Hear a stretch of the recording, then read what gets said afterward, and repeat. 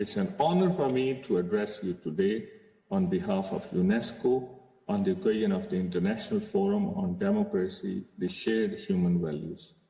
I thank Chinese Academy of Social Sciences, China Media Group, and China Foreign Languages Publishing Administration for your kind invitation and effort in organizing this wonderful event. Democracy has been a central preoccupation of the United Nations since the signing of the UN Charter, and possibly is the most essential building block for achieving peace, human rights, and development, the three pillars of the United Nations. However, today's democracy is faced with a hybrid of global challenges whose impact and complexity is really unprecedented in human history. The COVID-19 pandemic, climate change which is ongoing, widening social inequalities which are everywhere in the world, the violence and conflict which is facing many parts of the world, are certainly the crises which make us think harder about democracy and how these crises are impacting on social, political, and legal systems. As states around the world adopt emergency measures to address these crises, it is critical that they continue to uphold the rule of law, protect and respect international standards and basic principles of legality and the right to access justice, the remedies, and follow the due processes. The United Nations General Secretary has urged governments to be transparent, responsive, and accountable in their COVID-19 response and ensure that emergency measures are legal, proportionate, necessary, and non-discriminatory. In his view, the best response is the one that responds proportionately to immediate threats while protecting human rights and the rule of law. Through our work on the Sustainable Development Goals, especially goal number 16 and its targets, we can really understand how can we bring more democratic approaches, especially institutions. Let me go through some of those targets. 16.3 SDG, promote the rule of law at the national and international levels and ensure equal access to justice for all. 16.5, substantially reduce corruption and bribery in all their forms. 16.6, develop effective, accountable, and transparent institutions at all levels. 16.7, ensure responsive, inclusive, participatory, and representative decision-making at all levels. And then, very importantly, 16.10, ensure public access to information and protect fundamental freedoms in accordance with the national legislation and international agreements. Ladies and gentlemen, the question of what constitutes democracy is an important and very complex one. Theoretical debates have resonated across Plato's academy as well as during the lectures of Confucius and his disciples. The concept and practical mechanisms of democracy are still being hotly debated in the international arena. It is being challenged in the brightest minds, and we are still trying to find answers throughout the world. In its essence, democracy is a reflection of a country's history and culture. In contrast to democracy's universalistic ethos, no history or culture is cut from the same cloth.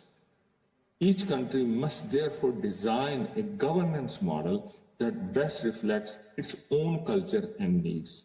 It must administer matters of representation and justice in a way that is appropriate for its own people. This is what China has done successfully throughout these times of from Chairman Mao right up to President Xi. In my view, we need to continue to understand how do we build state institutions that reflect the will of people as well as look into the fair and balanced rules determining the relationship between people and state.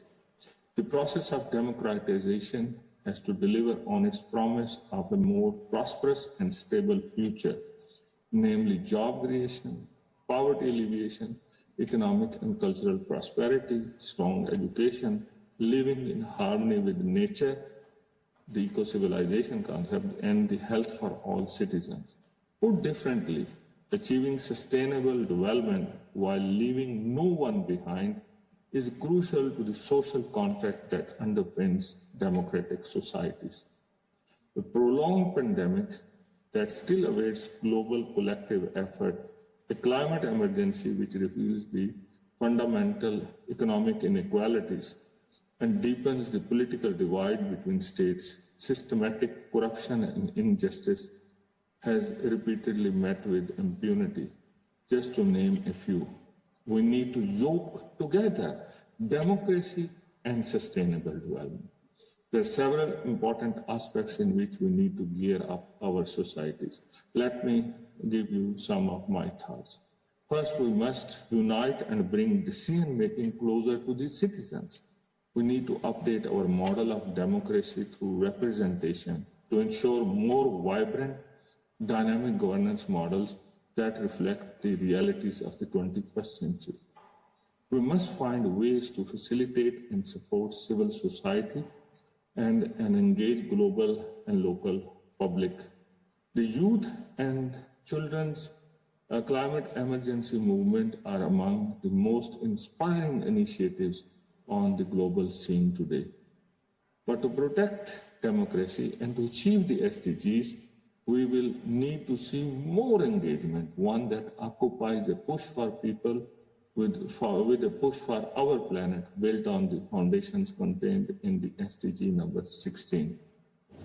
New technologies offer great opportunities for citizens' participation in public life, which is why we need to harvest the potential of technologies to ensure a more participative and vibrant democratic system.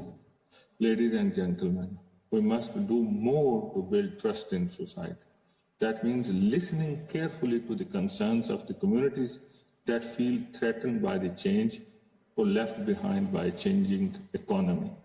It means enacting policies and laws that respond to inequalities and sense of impunity that are undermining the social cohesion. Ladies and gentlemen, we must ensure democracy delivers more. While critical in its own right, the value of democracy is greatly diminished if it does not deliver peace, prosperity, freedom, and security for its participants. All of us working in the institutions of democracy must therefore focus on delivering results. We must carry these principles forward when we work towards advancing the SDGs and defend democracy. Dear scholars, dear ladies and gentlemen, democratic principles are woven throughout the normative fabric of the United Nations. However, today we are not solely defending a simple principle of political organization.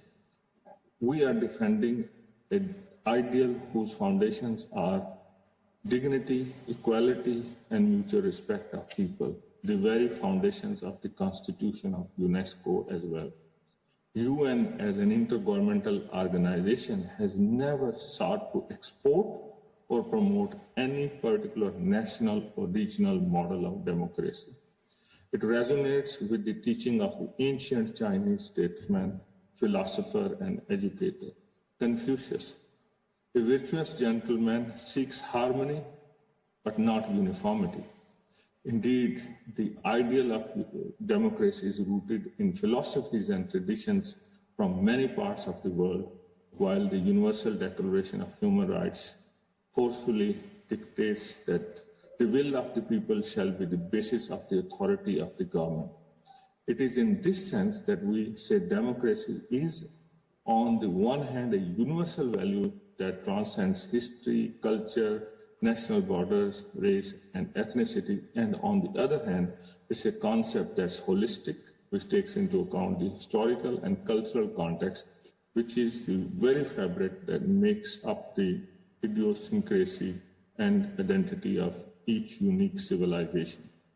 We need to gaze into democracy's multifaceted nature, the procedural as well as substantive, formal institutions and informal processes, majorities and minorities, men and women, governments and civil society, the political and the economic at the national and the local levels.